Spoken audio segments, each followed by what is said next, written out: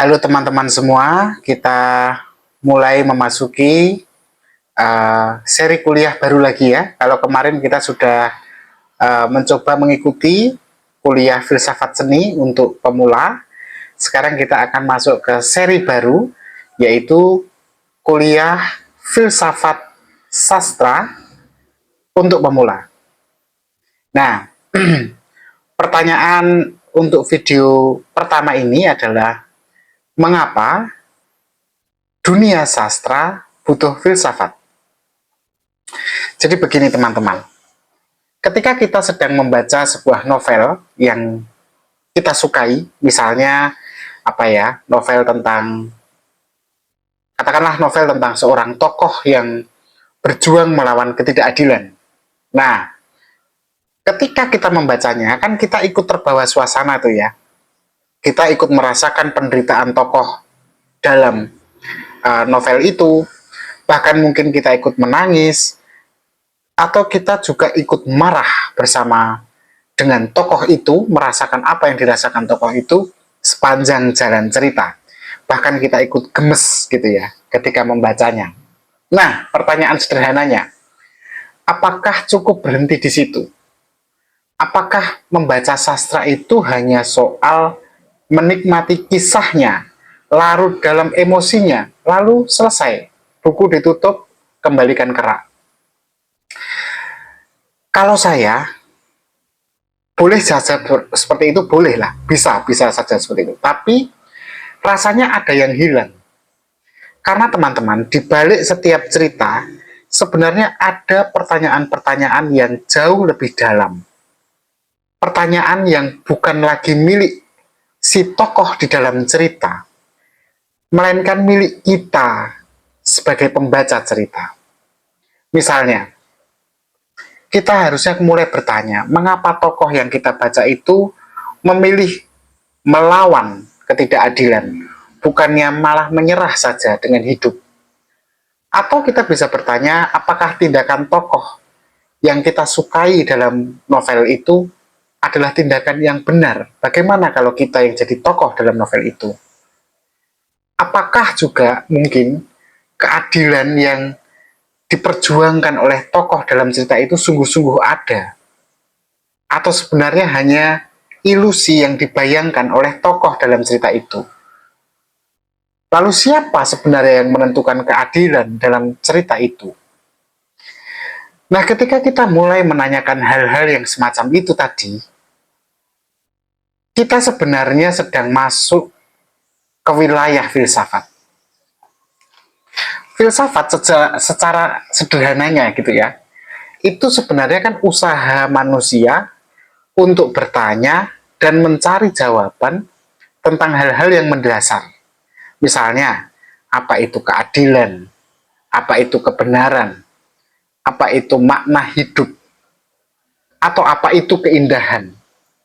Apa itu kebahagiaan?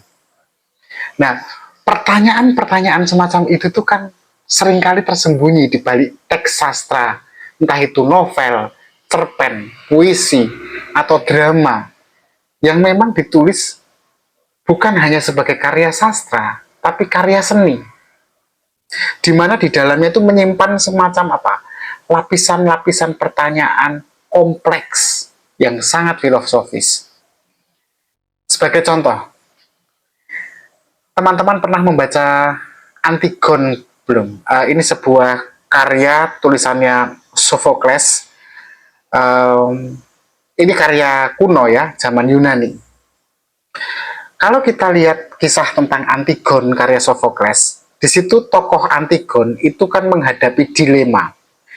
Apakah dia harus menaati hukum negara, ataukah dia harus setia pada hukum keluarga dan tradisi? Kalau teman-teman membaca kisah itu tadi tentang Antigon tanpa refleksi, kita mungkin hanya akan melihat tragedi seorang perempuan yang keras kepala. Tapi jika kita membawa filsafat dalam jiwa kita ketika membacanya, kita akan menemukan sesuatu yang lebih jauh dan lebih dalam. Tentang apa? Kita akan menemukan persoalan etika di situ. kita akan menemukan persoalan benturan antara hukum manusia atau hukum positif dan hukum moral, hukum negara dan hukum moral atau etika. Nah, disinilah sastra dan filsafat itu sebenarnya saling beririsan. Sastra memberi bentuk konkret, memberi wajah manusia pada persoalan-persoalan filosofis yang abstrak. Filsafat memang memberikan bahasa konseptual, memberikan kerangka, tetapi akhirnya persoalan nyata itu harus disajikan dalam bentuk yang real, dan itulah sastra. Kalau begitu, apa manfaatnya untuk kita ketika kita mengetahui atau ketika kita mau menggunakan filsafat ketika membaca sastra? Apakah manfaatnya itu hanya bisa dinikmati seorang mahasiswa sastra atau akademisi sastra atau juga pembaca awam? Pertama, filsafat itu sangat boleh dimiliki oleh siapapun, entah itu mahasiswa sastra ataupun orang awam. Dan ketika orang memiliki pengetahuan filsafat yang cukup, dia akan mampu membaca karya sastra dengan lebih kritis. Dia tidak hanya akan menikmati cerita, tapi dia juga terus bertanya, apa nilai yang ditawarkan cerita ini? Apakah saya setuju dengan nilai itu? Kalau setuju, kenapa saya setuju? Ataukah saya punya pengalaman yang kira-kira sama dengan cerita itu, dan bagaimana saya dan tokoh dalam cerita itu berbeda atau sama? Nah, filsafat membantu kita menyadari bahwa sastra itu adalah ruang percobaan bagi gagasan. Tokoh-tokoh dalam novel kan bisa gagal. Ada gambaran di mana tokoh-tokoh itu tersesat, dan pada titik yang lain akhirnya menemukan kebenaran. Tapi semua itu kan sebenarnya adalah simulasi dari kehidupan nyata. Sastra bagi saya adalah simulasi dari kenyataan. Dengan membaca sastra, kita ikut bereksperimen dengan gagasan tentang cinta, tentang kebebasan, tentang keadilan, tanpa kita harus langsung jatuh ke dalam resiko dunia nyata. Tapi tentu saja ada pendapat yang mengatakan bahwa yang ditulis di dalam sastra itulah kenyataan. Sedangkan kenyataan yang kita alami sehari-hari itulah fiksi. Nah, itu nanti lain soal, kita akan membahasnya nanti. Oke, lalu poin lain yang ingin saya tegaskan adalah filsafat itu memperluas cakrawala kita, teman-teman. Sehingga ketika kita membaca karya sastra dengan bekal filsafat, maka kita mudah itu untuk menangkap karya sastra bahkan dari budaya lain di luar budaya kita. Mengapa? Karena filsafat itu membantu kita untuk memahami nilai-nilai yang berbeda. Kita menjadi open-minded, kita menjadi terbuka pada perbedaan. Misalnya, ketika kita membaca kisah atau epik Mahabharata, kita tidak hanya melihat perang antara Pandawa dan Kurawa, tapi kita juga memahami adanya konsep dharma. Apa itu dharma? Kita bahas dalam filsafat moral atau filsafat spiritual. Dharma adalah kewajiban moral yang jauh lebih kompleks daripada sekedar menang ataupun kalah. Lalu apakah filsafat hanya akan membuat sastra jadi tambah rumit dengan begitu? Ya tidak juga.